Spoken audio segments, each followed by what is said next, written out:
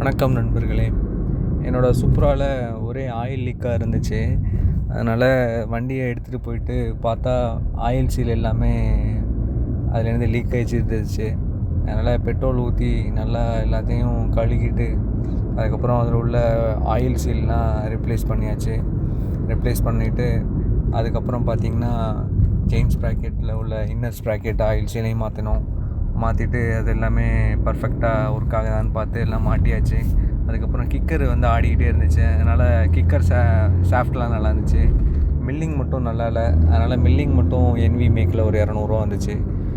அதை மாற்றிட்டு அதுக்கப்புறம் வண்டியோட ஓவராலாக இண்டிகேட்டர்லாம் நான் வண்டி வாங்கும்போது மேக்ஸ் 100 ஒரு போட்டிருந்தாங்க.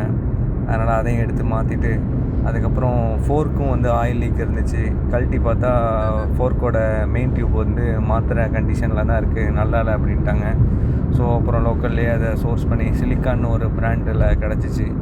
அதையும் மாற்றிட்டு அப்புறம் ஃபோர்க்கை கழட்டி எடுக்கிறதே கஷ்டமாக போச்சு. ஏன்னா ரொம்ப நாள் ஓட்டாமல் இருந்ததுனால ரொம்ப பிடிச்சி போய் இருந்துச்சு. அப்புறம் அதை பக்கத்தில் இருக்கிற வெல்டிங் பண்ணுற இடத்துல போய் அதை ஹீட் பண்ணி அதை ரிமூவ் பண்ணுறதுக்குள்ளே போதும்னு ஆகிடுச்சு. அப்புறம் ஒரு வழியாக அப்புறம் இதுக்குள்ளே ஃபோர்க்கை மாட்டினதுக்கப்புறம் அடுத்த வேலை நம்மளோட பினியன்லாம் ஸ்பீடோமீட்டர் ட்ரைவ் எல்லாமே பிடிச்சி போயிருந்துச்சு. அதை எடுத்துகிட்டு போயிட்டு கட் பண்ணி வெல்டிங் ஷாப்பில் மாட்டி அதுக்கப்புறம் ஃப்ரண்ட் வீலில் கழட்டி பார்த்தா 2 பேரிங்கும் போயிருந்துச்சு. அதையும் மாற்றிட்டு அப்புறம் டிவிஎஸில் ஃப்ரண்ட் டயர் மாட்டியாச்சு. அது நல்லாயிருக்கும் அப்படின்னு சொன்னாங்க ஓரளவு.